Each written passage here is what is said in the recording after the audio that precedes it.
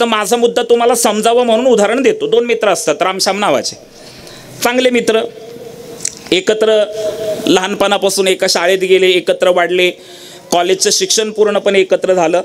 आणि शिक्षण पूर्ण झाल्यानंतर प्रत्येकाला पोटापाण्याचा विषय असतो. ज्याला शेती असतो तो शेती करतो, ज्याचं शिक्षण चांगलं झालेलं असतं तो नोकरीसाठी एखाद्या ठिकाणी अर्ज करतो, ॲप्लिकेशन करतो. मग त्याला तो जर कॅपेबल असेल तर मग त्याला मुलाखतीसाठी इंटरव्ह्यूसाठी बोलावणं येतं.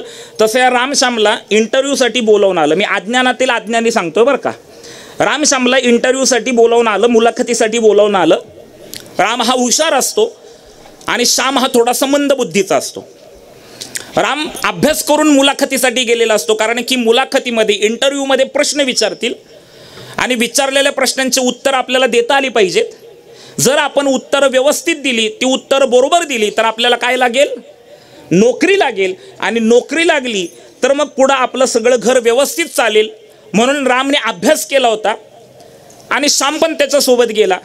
श्याम घाबरलेला होता. रामने विचारलं, श्याम का रे जरा घाबरल्यासारखा दिसतोय? श्याम म्हटलं, हो राम मी घाबरलोय. का रे, का घाबरलायस? अरे पहा ना म्हणले, तू हुशार आहेस. आपण नोकरीसाठी इथं अर्ज केलाय, आपल्याला बोलावणं आलंय, आता आपली मुलाखत होणार आहे, आपला इंटरव्ह्यू होणार आहे. तू हुशार आहेस. साहेब तुला जे प्रश्न विचारतील त्या प्रश्नांची उत्तरं तुला देता येतील. पण मी काहीच अभ्यास नाही केलेला. तुला माहिती आहे तुझ्या आधाराने आत्तापर्यंत माझं शिक्षण पूर्ण झालंय. तुला विचारलेल्या प्रश्नांची उत्तरं तुला देता येतील, तुला नोकरी लागेल. पण मला जर साहेबांनी प्रश्न विचारले आणि मला जर उत्तर देता आली नाही तर मला नोकरी लागणार नाही. एकतर नोकरी लागणार नाही आणि इथं आपल्या मैत्रीची ताटातूट होईल, म्हणून मी घाबरलोय. आता काय केलं पाहिजे? राम म्हटला. श्यामचं लगेच डोकं चाललं. त्या ऑफिसमध्ये गेल्यानंतर तो श्याम रामला म्हणतोय, बघ राम, रजिस्टरमध्ये श्यामने नाव बघितले तर त्या रजिस्टरमध्ये त्या वहीमध्ये पहिलं नाव रामचं लिहिलेलं होतं आणि दुसरं नाव श्यामचं लिहिलेलं होतं. श्यामचं लगेच डोक्यात शक्का आली. श्याम रामला म्हणतोय, बघ पहिलं नाव तुझं आहे, म्हणजे पहिला इंटरव्ह्यू, पहिली मुलाखत तुझी होणार आहे.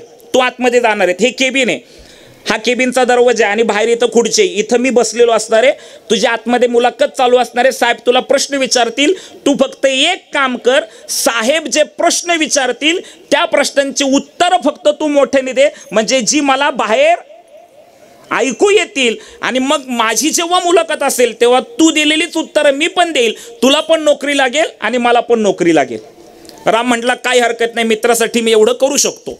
राम आतमध्ये गेला मुलाखतीसाठी. श्याम भिंतीला कान लावून बसला. आता श्यामने रामला सांगितलंय की प्रश्नांची उत्तरं मोठ्याने दे, पण श्यामने साहेबांना सांगितले का प्रश्न मोठ्याने विचारा? म्हणजे श्यामला बाहेर काय ऐकू येणार? प्रश्न येणार का उत्तर येणार?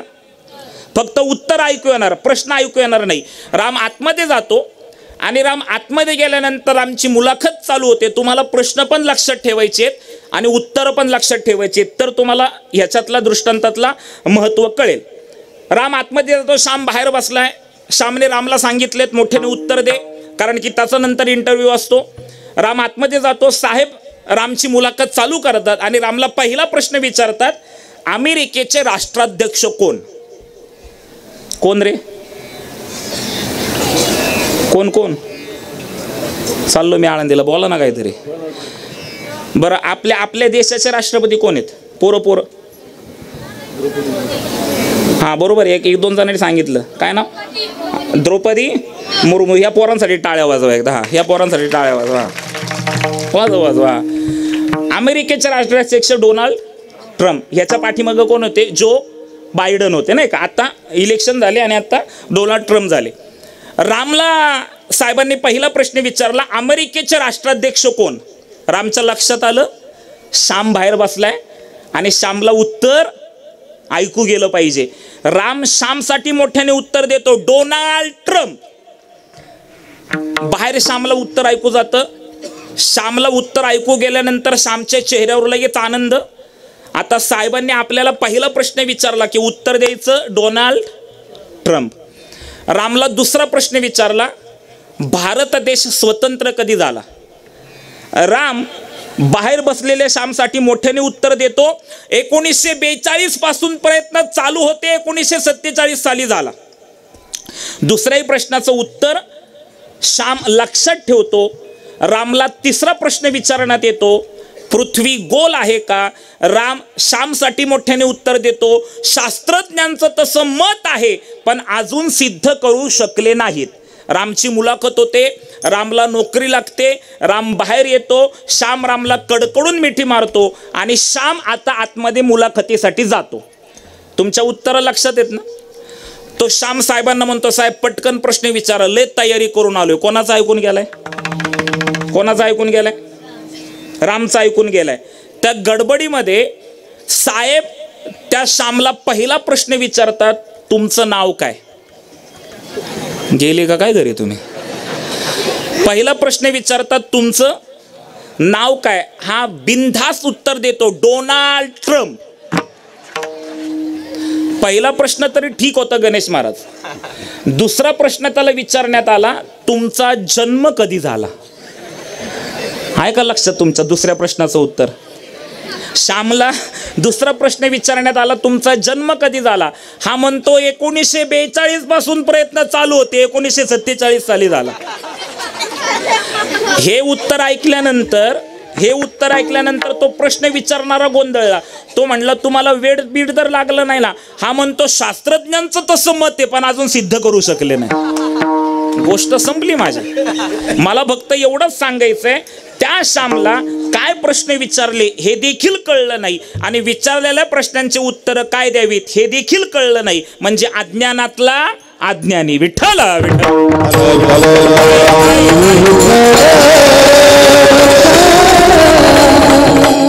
दुसरा अज्ञानातील ज्ञानी लोकांचा म्हणजे येत तर काहीच नसतं पण आम्हाला फार येते अशा आविर्भावामध्ये समाजामध्ये वावरत असतात. विशेष करून आपल्याला अशी मंडळी खूप आपल्याला भेटतात ना. एखादा माणूस कीर्तनाला असा उभा असतो, तो महाराजांकडे अशा आविर्भावात टाळ घेऊन उभा असतो बरं तो महाराजांकडे अशा आविर्भावात बघत असतो. महाराजांनी विनोद केलं तरी तो हसत नसतो. गायकाने चांगली तान मारली किंवा चांगला स्वर काढला तरी त्याला कळत नसतं. तो असं एकदम सुंभपणे उभा राहिलेला असतो. महाराजांनी एखादा भाऊक प्रसंग सांगितला तर त्याच्या डोळ्यात पाणी येत नाही. नंतर महाराजालाच प्रेशर येतं, हे का असं करतंय म्हणून महाराजालाच प्रेशर येतं. पण कीर्तनानंतर जर त्याला विचारलं की महाराजांनी कोणता अभंग घेतला होता, तो म्हणतो तेवढं सोडून बोला. एवढं कुठं लक्षात राहतो, पण महाराजाचा बीपी वाढवला ना तो. मला एकच सांगायचंय, येत तर काही नसतं पण आम्हाला फार येते अशी समाजामध्ये भरपूर लोक आहेत. अज्ञानातील ज्ञानी. वर्ग तिसरा आहे ज्ञानातील अज्ञानी लोकांचा. याच्यामध्ये आपण सगळेजण आहोत.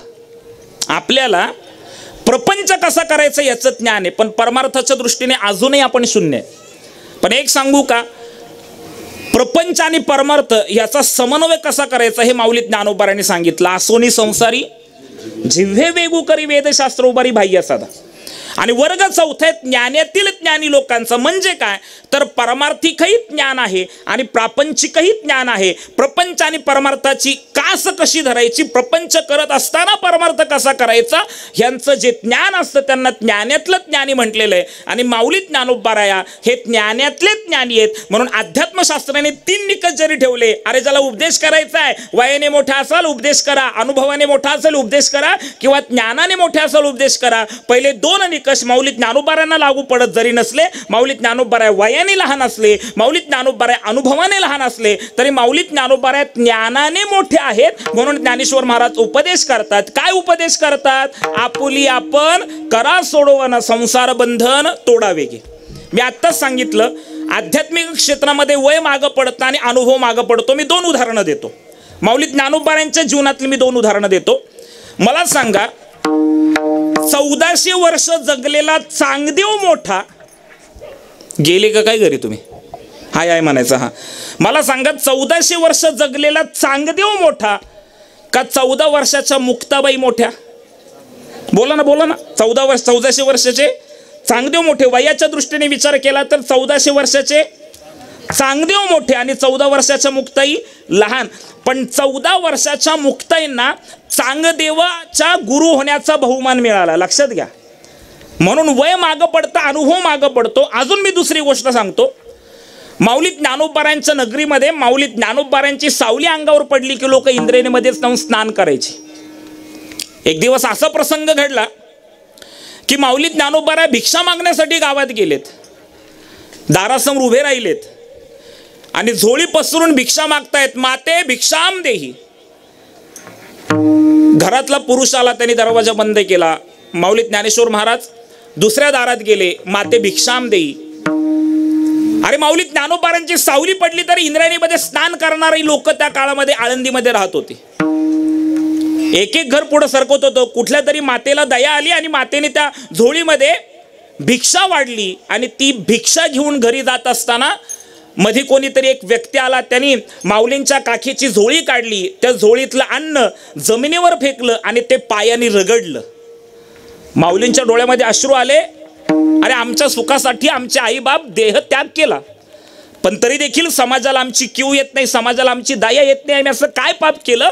आणि माऊली ज्ञानोबा नैराश्यामध्ये गेले आणि त्या नैराश्यात थेट सिद्धवेटात गेले.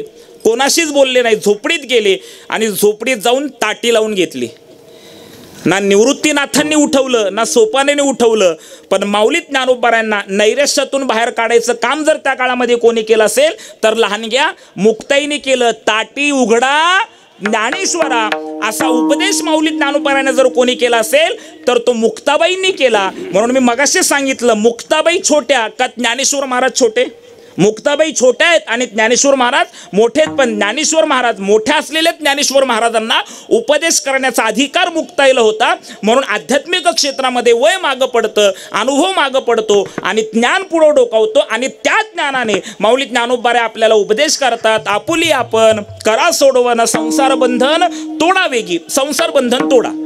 आता इथं बंधन हा शब्द आलाय ना, तर दोन प्रकारचं बंधन आहे. एक शारीरिक बंधन आहे आणि एक भावनिक बंधन आहे. विठ्ठला विठ्ठला.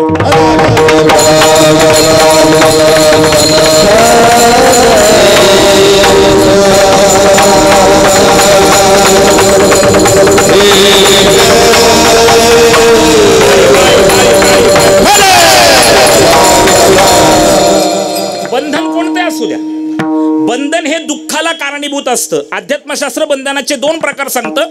एक भावनिक बंधन सांगितले आणि एक शारीरिक बंधन सांगितलेले.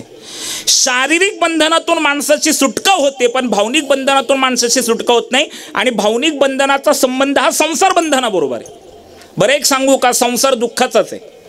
दुःख बांधवडी आहे हा संसार, सुखाचा विचार नाही कोठे. किंवा मृत्यूलोकी सुखाची कानी ऐकी जेल कवनाच्या श्रवणी कैसी सुखनिद्रा हंतरुणी गळाच्या.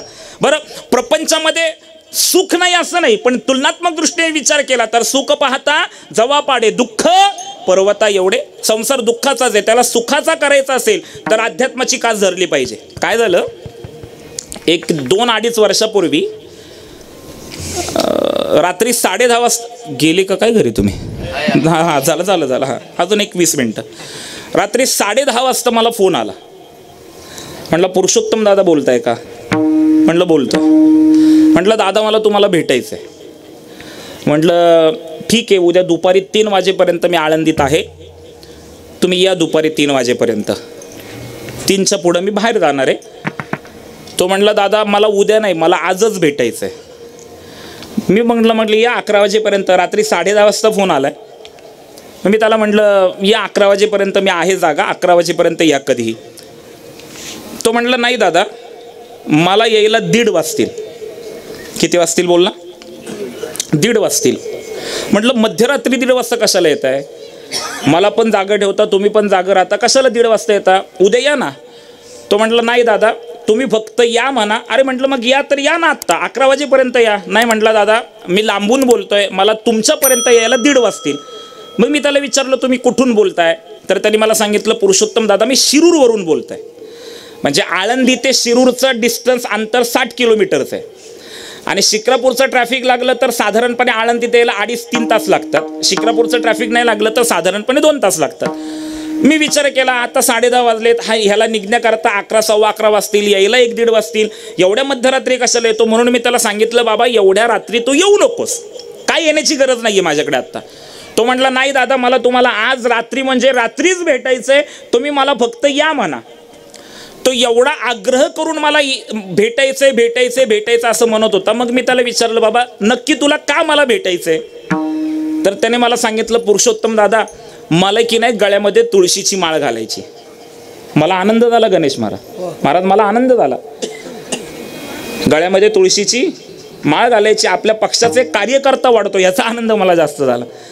मी म्हटलं मग आता 1:30 नाही, तुला 2 वाजले तरी तू ये.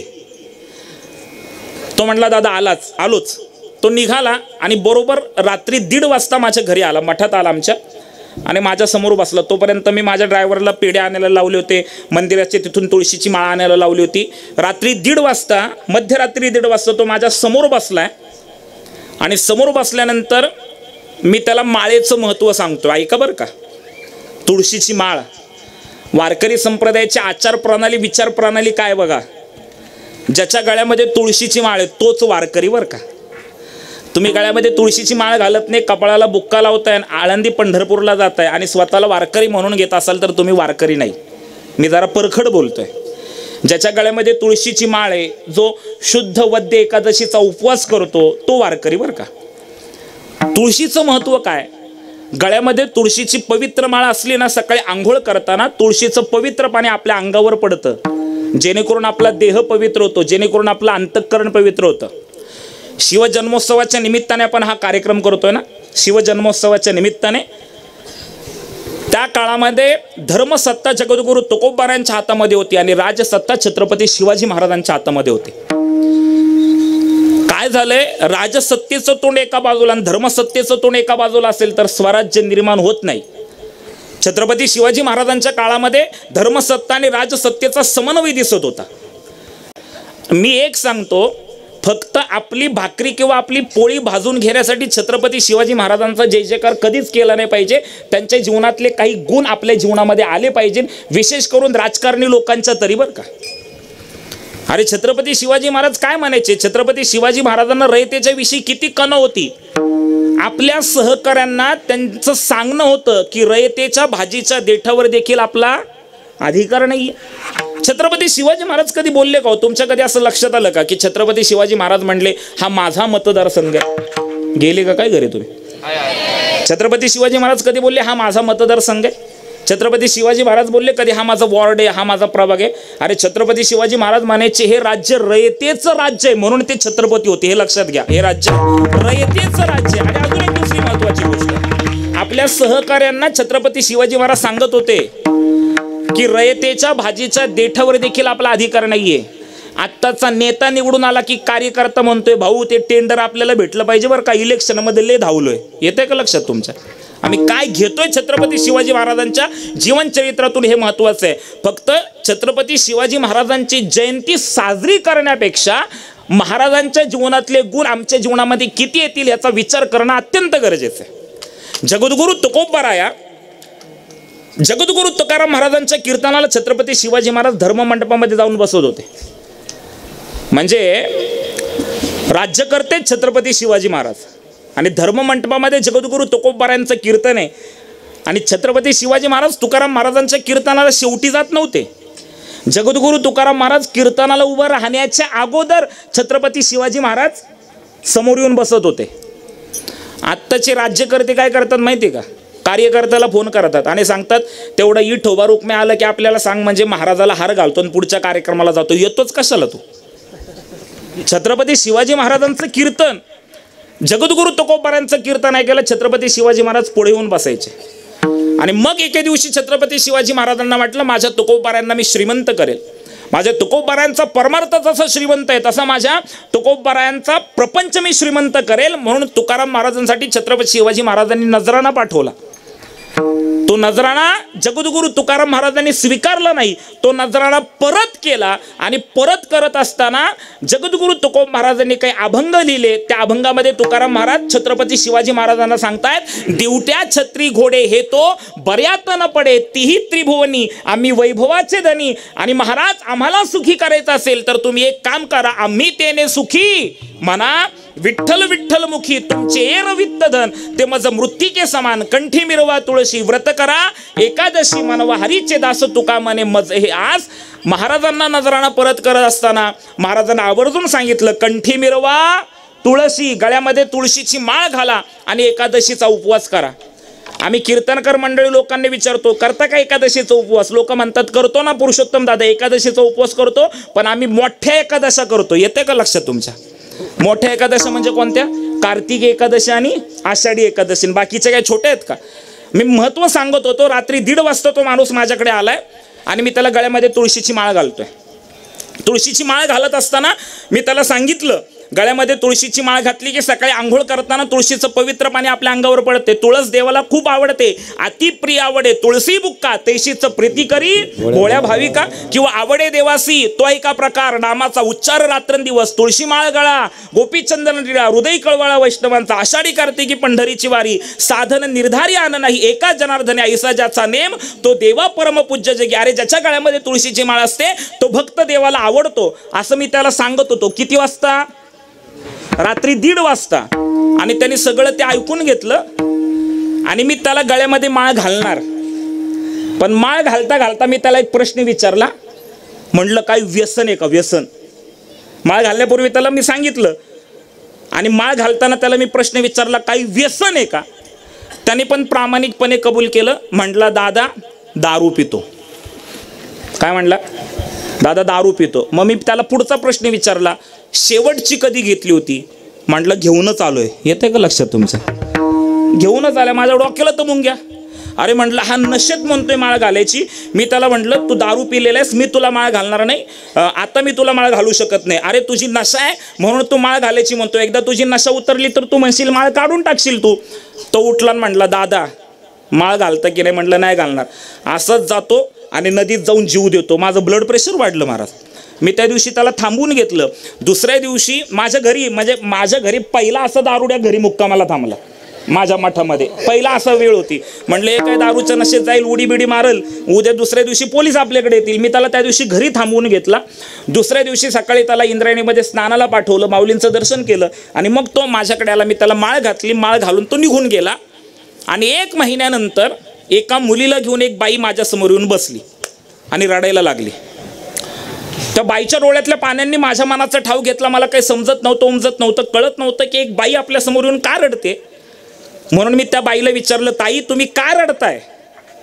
तेव्हा त्या बाईने मला उत्तर दिलं. म्हटली पुरुषोत्तम दादा, 1 महिन्यापूर्वी मध्यरात्री तुमच्याकडे एक माणूस आला होता ज्याने तुमच्या हातून माळ घातली. म्हटलं हो, तो माझा नवरा. म्हटलं मग नवऱ्याने माळ घातली म्हणून रडती का काय? म्हटली तसं नाही दादा, ऐका, ही माझी मुलगी आहे ना, ही माझ्या शेजारी बसली, ही माझी मुलगी आहे दादा. 30 वर्षाची मुलगी झाली आहे. आत्तापर्यंत 4 वेळेस लग्न ठरलं आणि 4 वेळेस लग्न मोडलं. लग्न का मोडलं? तर पोरीचा बाप दारुड्या आहे म्हणून लग्न मोडलं. आणि दादा माझा नवरा माळ घालून आल्यानंतर 15 दिवसात माझ्या मुलीचं लग्न ठरलंय. जे लग्न मोडलं नाही. लग्न का मोडलं नाही? कारण की मुलीच्या बापाच्या गळ्यात तुळशीची माळ आहे. चांगलं झालं का वाईट झालं? चांगलं झालं ना महाराज. एक अगदी सामान्य गोष्ट मी तुम्हाला सांगितली. सामान्य गोष्ट मी तुम्हाला सांगितली. अरे मुलीचा बाप दारुडा आहे म्हणून खऱ्या अर्थाने लग्न मोडणारा तो काळ. आणि बापाच्या गळ्यामध्ये तुळशीची माळ आली. संसार करत होता, पण संसार करत असताना अध्यात्माची कास धरली. चांगलं झालं महाराज. मला एवढंच सांगायचंय, काय आपलं आणि काय परक याचा विचार करा.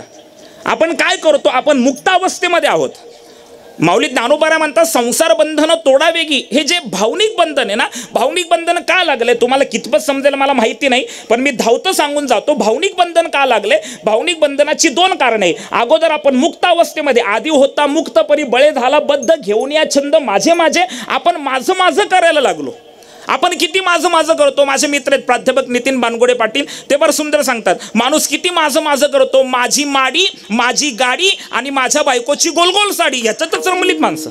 मी या देहाला मी म्हणू लागला, या देहाते म्हणे मी पुत्र दारा धन माझे, परी काळाचे खाजे नेनता गेला. किंवा मी देहो माझे कलत्र पुत्र, हे भ्रमाचे मुख्य सूत्र, ते न छेदिता पामर मुक्त अहंकार मिरविती. या देहाला मी म्हणू लागला, देहाच्या संबंधी माझे म्हणू लागला आणि मुक्त झालो म्हणून फिरू लागला. महाराज म्हणतात तू मुक्त झाला नाही, तू बंधनामध्ये अडकलेला आहे. आणि संसार बंधन जर तोडायचं असेल तर मायबापांनो साधू संतांनी सांगितलेल्या विचारांचा अंगीकार केला पाहिजे. माऊली ज्ञानोबा म्हणतात संसार दुःखाचा आहे. या भावनिकतेमध्ये न अडकता संसार बंधन जर तोडायचं असेल तुम्ही तोडलंच पाहिजे. संसार बंधन तोडावे. आपल्याला वाटतं आपण मुक्त झालोय, पण आपण मुक्त झालेलो नाही. कोणीतरी माऊली ज्ञानोबारांनी विचारलं, माऊली ज्ञानोबा आम्हाला समजतंय पण आम्हालाही बंधनातून मुक्त व्हावं वाटतंय, पण आम्हाला संसार सोडता येणार नाही. संसार करता करता संसार बंधनातून मुक्त होण्याचं काही साधन आहे का? माऊली ज्ञानोबांनी स्मित हास्य केलं आणि ते साधन अभंगाच्या पहिल्या चरणात.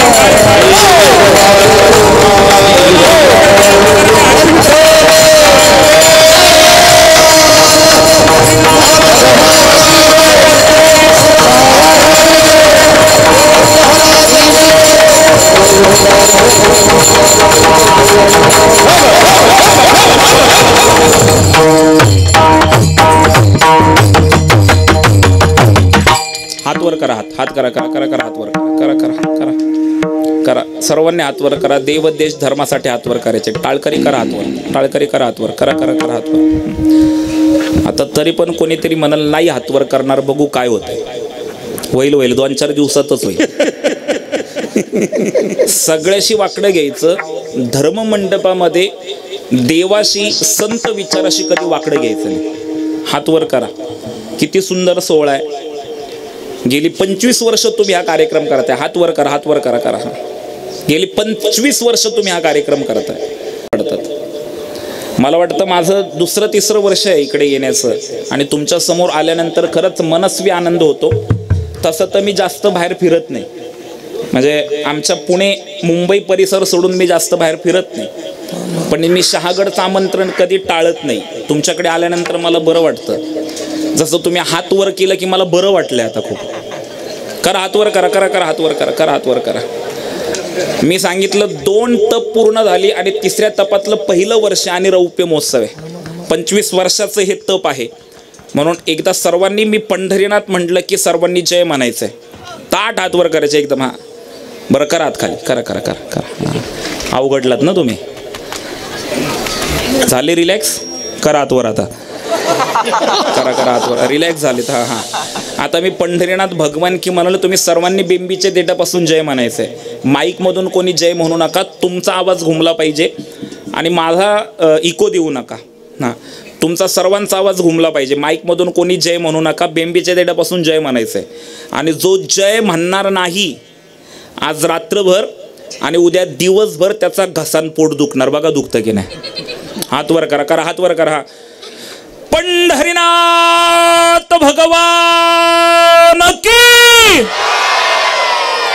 माऊली ज्ञानेश्वर महाराज की, जगद्गुरु तुकाराम महाराज की, भारत माता की, सनातन हिंदू धर्म की, गो माता की, छत्रपती शिवाजी महाराज की, धर्मवीर संभाजी महाराज की हर हर गणपती बाप्पा मंगल मूर्ती जय श्रीराम जय जय श्रीराम याकोट याकोट ज्योतिबच्च नावानं करात खाली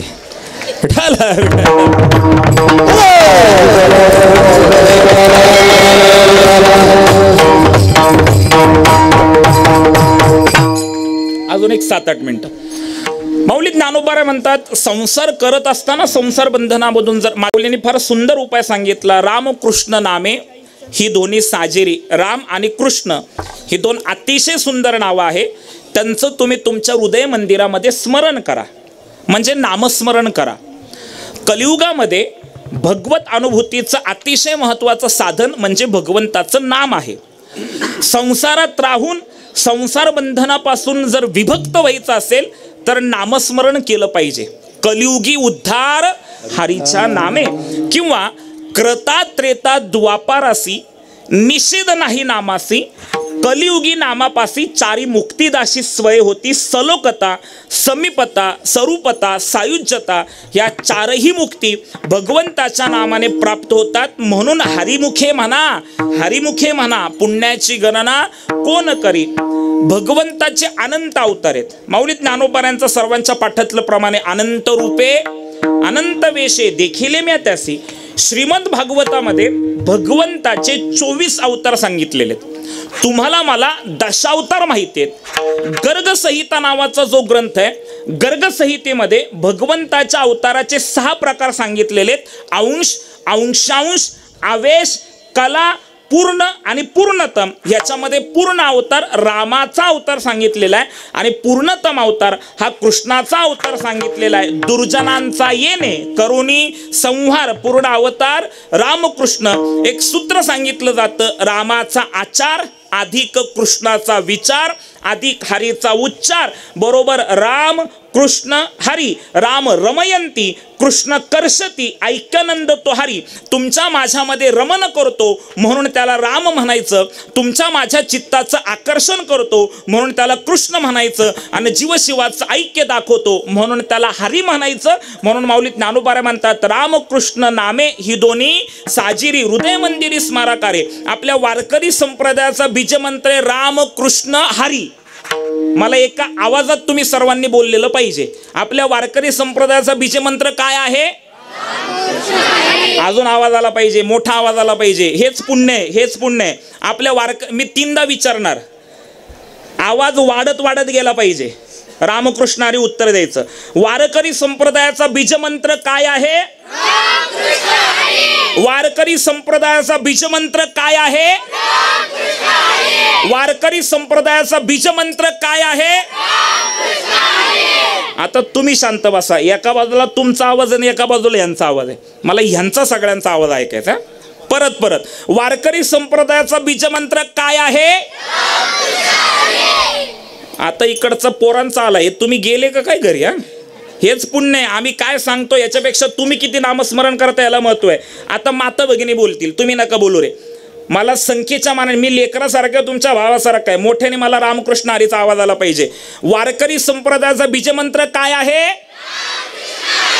हा, पुढचा आवाज आला, मधला आवाज आला नाही बरं का. हा, मला सगळ्यांचा पांडुरंगाची शपथ आहे तुम्हाला बरं का. हा, आमचा आवाज ऐकायचा. थांबा, आता आपण नाही कमी पडायचं बरं का. वारकरी संप्रदायाचा बीजमंत्र काय आहे? हे तुम्ही जरा शांत बसा. हे मागच्यांना बघू दे जरा मला. हा, पुरुष मंडळी आपला आवाज नाही कमी पाडायचा बरं का. पांडुरंगाची शपथ आहे तुम्हाला, महाराजांची शपथ आहे तुम्हाला. वारकरी संप्रदायाचा बीजमंत्र काय आहे? आता सर्वांनी मला आवाज द्या. वारकरी संप्रदायाचा बीजमंत्र काय आहे? हे नामस्मरण झालं पाहिजे. नाहीतर आम्ही आमचं चाललेलंच आहे. मी बोलतोय, हे वाजवतायत, हे गातायत, तुम्ही कधी करणार? हे असं झालं पाहिजे. म्हणून माऊली ज्ञानोबा म्हणतात रामकृष्ण ही दोन अतिशय सुंदर नाव आहेत. त्यांचं तुम्ही तुमच्या हृदय मंदिरामध्ये स्मरण करा. माऊलीने विचारलं, माऊली असंच सांगता का? तुम्हाला काय अनुभव आहे त्या नामाचा? माऊली म्हटले, अरे मी असं सांगत नाही, मला देखील त्या नामाचा अनुभव आहे. अभंगाचं शेवटचं चरण.